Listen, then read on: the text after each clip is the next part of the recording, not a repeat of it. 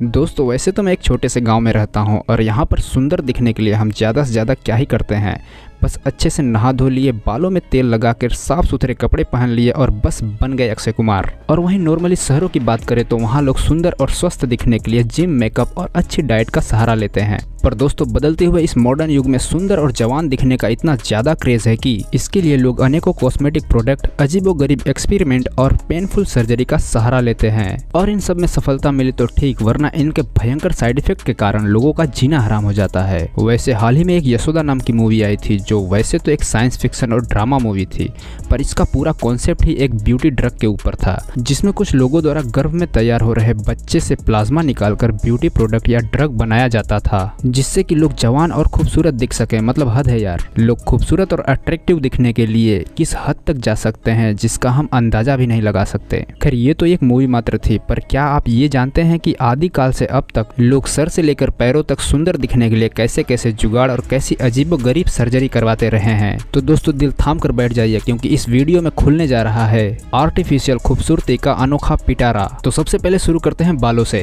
दोस्तों वैसे तो पुराने जमाने के लोग कई तरह की जड़ी बूटियों का उपयोग करके अपने बालों का ख्याल रखा करते थे, जिसकी जगह आज की जनरेशन कई तरह के केमिकल युक्त शैम्पू और हेयर केयर प्रोडक्ट का यूज करती है, जिसके फायदे कम और नुकसान ज्यादा होते हैं। फिर इनका लॉन्ग टाइम रिजल्ट ये होता है कि एक समय के बाद लोगों के बाल झड़ने लगते हैं, जिसके कारण लोग गंजेपन का शिकार हो जाते हैं। फिर इस गंजेपन को छुपाने के लिए कुछ लोग बालों से बनी विग पहनते हैं, तो वहीं कुछ लोग महंगे महंगे हेयर ट्रांसप्लांट करवाते हैं, जिसमें बिल्कुल खेतों में धान की रुपाई की तरह ही सर पे बालों को लगाया जाता है। दोस्तों वैसे तो गंजेपन और हेयर ग्रोथ में पीढ़ी दर पीढ़ी जेनेटिक का भी बड़ा रोल होता है। और पीढ़ी से याद आया कि लोंगहोंग मियाओ में रहने वाली एक ऐसी भी आदिवासी जनजाति है जो अपने पूर्वजों के बालों को पीढ़ी दर पीढ़ी संजो के रखती है और खास अवसरों पर एक छोटे से लकड़ी के टुकड़े के सहारे खुद के सरों पर बांधती है, जिससे कि वो अपने आप को सुंदर दिखा सके। खैर दोस्तों अब बात करते हैं सर की। दोस्तों चेहरे के अच्छे लुक के लिए अच्छी हेयर कट का होना बहुत जरूरी होता है, इसलिए हम अपने सर के साइज के हिसाब से ही हेयर कटिंग करवाते हैं, जिसमें अक्सर बड़े सर पर छोटे बाल और छोटे आकार के सर पर लॉन्ग हेयर रखना पसंद किया जाता है। इसलिए आपके सर का आकार आपके चेहरे के लुक को काफी प्रभावित करता है।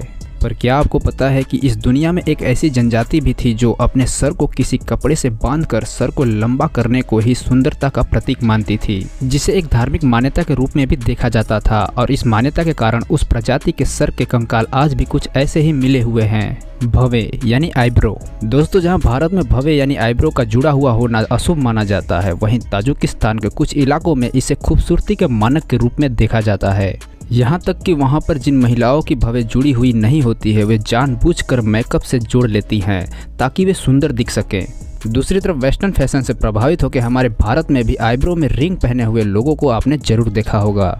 दोस्तों अब बात करें आंखों की, तो मॉडर्न फैशन की इस दुनिया में लोग अपने कपड़ों के साथ साथ अब अपनी आंखों के कलर तक को भी मैच कर सकते हैं। जी हाँ दोस्तों, आज मार्केट में कई कलर के कॉन्टैक्ट लेंस अवेलेबल हैं, जिससे लोग अपने पसंद के हिसाब से पहन सकते हैं। और आपको ये जानकर हैरानी होगी कि अब किसी की एक आंख अगर खराब भी हो जाती है तो वे आर्टिफिशियल आंखें भी लगवा सकते हैं। ईयर। दोस्तों पहले तो लड़कियों को ही कानों में बालियां पहने हुए देखा जाता था, पर आजकल के लड़कों को भी ऐसे कई तरह के ईयर रिंग पहने हुए देखा जा सकता है। नोज।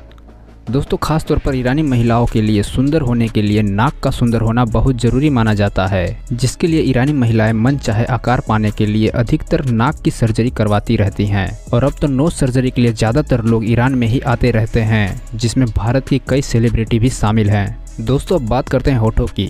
तो होठों की सुंदरता के लिए लिपस्टिक तक तो चीजें ठीक ठाक ही चल रही थी, पर अब के समय में होठों में रिंग पहनना और लिप सर्जरी करवाना ये आम बात हो गई है, जिसमें होठों की सुंदरता के लिए लोग सर्जरी द्वारा होठों के आकार और शेप को चेंज करवा देते हैं। होठों के साथ साथ दांतों की बात करें तो ये भी आपकी मुस्कान में एक अहम रोल निभाते हैं। इसलिए लोग अपने टेढ़े मेढ़े दांतों को सीधा करवाने के लिए जहां टीथ ब्रेसेस का सहारा लेते हैं, वहीं जापान में टेढ़े मेढ़े और बाहर निकले दांतों को सुंदरता की निशानी माना जाता है। इसलिए यहाँ कुछ लोग जानबूझकर डॉक्टर के पास जाकर उनसे अपने दांतों को टेढ़ा मेढ़ा करवा लेते हैं। वहीं दूसरी तरफ इंडोनेशिया के मड़वाई और बाली जनजाति में तरासे हुए नुकीले दांतों को सुंदरता की निशानी माना जाता है, और यहाँ के लोग सुंदर दिखने के लिए इस काम को खुशी खुशी करते हैं।